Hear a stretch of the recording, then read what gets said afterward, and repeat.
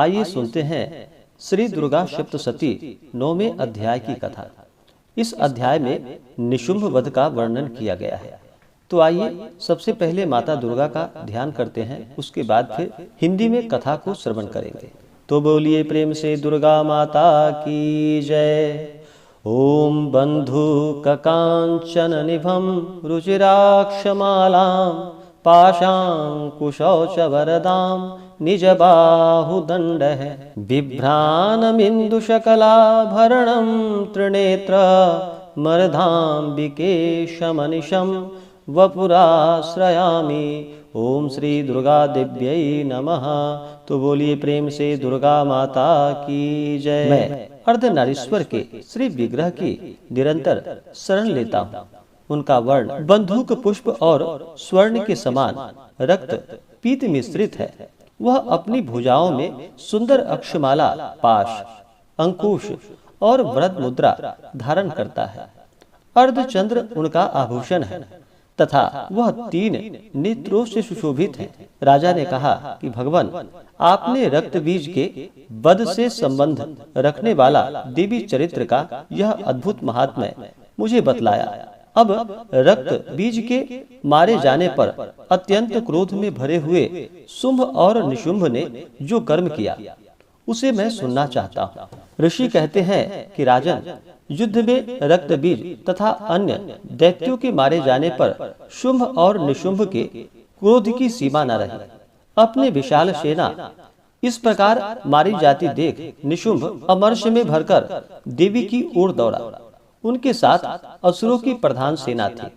उसके आगे पीछे तथा पार्श्व भाग में बड़े बड़े असुर थे, जो क्रोध से ओठ चबाते हुए देवी को मार डालने के लिए आए। महापराक्रमी शुंभ भी अपनी सेना के साथ मातृगणों से युद्ध करके क्रोधवश चंडिका को मारने के लिए आ पहुंचा। तब देवी के साथ शुंभ और निशुंभ का घोर संग्राम छिड़ गया। वे दोनों दैत्य मेघों की भांति बाणों की भयंकर वृष्टि कर रहे थे।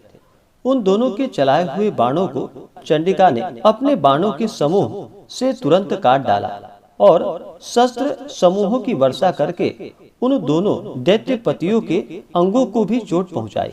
निशुंभ ने तीखी तलवार और चमकती हुई ढाल लेकर देवी के श्रेष्ठ वाहन सिंह के मस्तक पर प्रहार किया। अपने वाहन को चोट पहुंचने पर देवी ने क्षुरप्र नामक बाण से निशुंभ की श्रेष्ठ तलवार तुरंत ही काट डाली और उसकी ढाल को भी, जिसमें 8 चांद जड़े थे, खंड खंड कर दिया।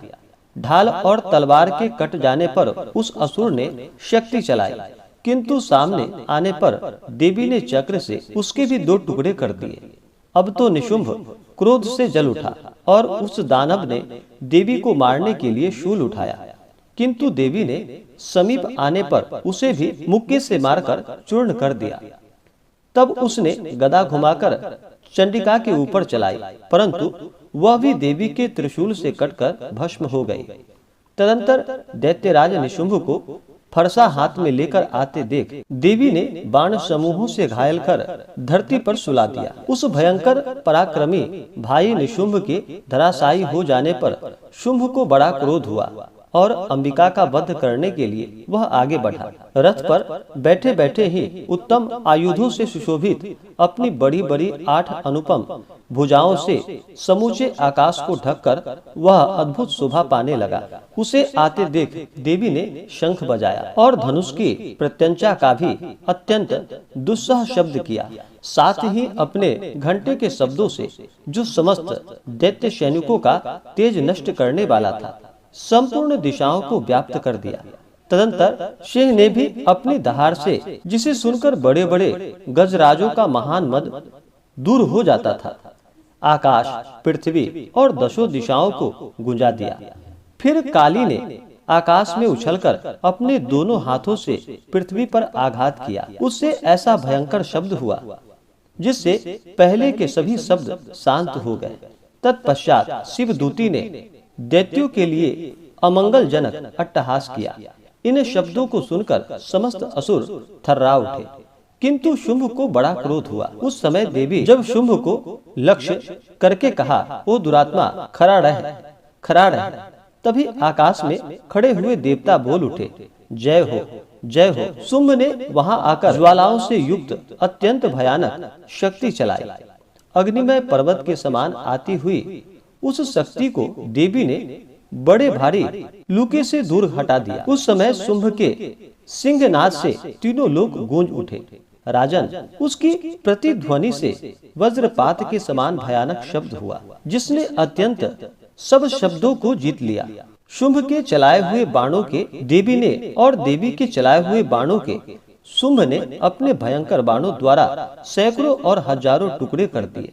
तब क्रोध में भरी हुई चंडिका ने शुंभ को शूल से मारा। उसके आघात से मूर्छित हो वह पृथ्वी पर गिर पड़ा। इतने में ही निशुंभ को चेतना हुई और उसने धनुष हाथ में लेकर बाणों द्वारा देवी काली तथा सिंह को घायल कर डाला। फिर उस दैत्यराज ने 10,000 बाहें बनाकर चक्रों के प्रहार से चंडिका को आच्छादित कर दिया। तब दुर्गम पीड़ा का नाश करने वाली भगवती दुर्गा ने कुपित होकर अपने बाणों से उन चक्रों को तथा बाणों को काट गिराया। यह देख निशुंभ दैत्य सेना के साथ चंडिका का वध करने के लिए हाथ में गदा ले बड़े वेग से दौड़ा। उसके आते ही चंडी ने तीखी धार वाली तलवार से उसकी गदा को शीघ्र ही काट डाला। तब उसने शूल हाथ में ले लिया। देवताओं को पीड़ा देने वाले निशुंभ को शूल हाथ में लिए आते देख चंडिका ने वेग से चलाए हुए अपने शूल से उसकी छाती छेद डाली। शूल से विदीर्ण हो जाने पर उसकी छाती से एक दूसरा महाबली एवं महापराक्रमी पुरुष खड़ी रह कहता हुआ निकला। उस निकलते हुए पुरुष की बात को सुनकर देवी ठठाकर हंस पड़ी और खड्ग से उन्होंने उसका मस्तक काट डाला। फिर तो वह पृथ्वी पर गिर पड़ा। तदंतर सिंह अपने दाढ़ों से असुरों की गर्दन कुचलकर खाने लगा। यह बड़ा भयंकर दृश्य था। उधर काली तथा शिव दूती ने भी अन्यान्य दैत्यों का भक्षण आरंभ कर दिया। कौमारी की शक्ति से विदीर्ण होकर कितने ही महादैत्य नष्ट हो गए। ब्रह्माणी के मंत्रपूत जल से निस्तेज होकर कितने ही भाग खड़े हुए। कितने ही दैत्य माहेश्वरी के त्रिशूल से छिन्न भिन्न हो धराशायी हो गए। वाराही के थुथुन के आघात से कितनों का पृथ्वी पर कचूमर निकल गया। वैष्णवी ने भी अपने चक्र से दानवों के टुकड़े टुकड़े कर डाले। ऐन्द्री के हाथ से छूटे हुए वज्र से भी कितने ही प्राणों से हाथ धो बैठे। कुछ असुर नष्ट हो गए, कुछ उस महायुद्ध से भाग गए तथा कितने ही काली शिवदूती तथा सिंह के ग्रास बन गए। इस प्रकार मार्कंडेय पुराण में सावर्णिक मनवंतर की कथा के अंतर्गत देवी महात्म्य में निशुंभ वध नामक 9वां अध्याय पूरा हुआ। तो बोलिए प्रेम से दुर्गा माता की जय, माता अंबिका की जय, माता महाकाली महालक्ष्मी महासरस्वती माता की जय, सर्व देवी देवता की जय। इसी प्रकार से आगे के अध्याय को सुनने के लिए हमारे इस चैनल पे अगर आप नए हैं तो चैनल को लाल बटन दबा करके सब्सक्राइब करें, साथ में बेल आइकन घंटी को दबाएं ताकि मेरे वीडियो का नोटिफिकेशन आपको समय से मिलता रहे। वीडियो को लाइक करें, शेयर करें, सुखी रहे और स्वस्थ रहे। जय श्री राधे कृष्ण। धन्यवाद।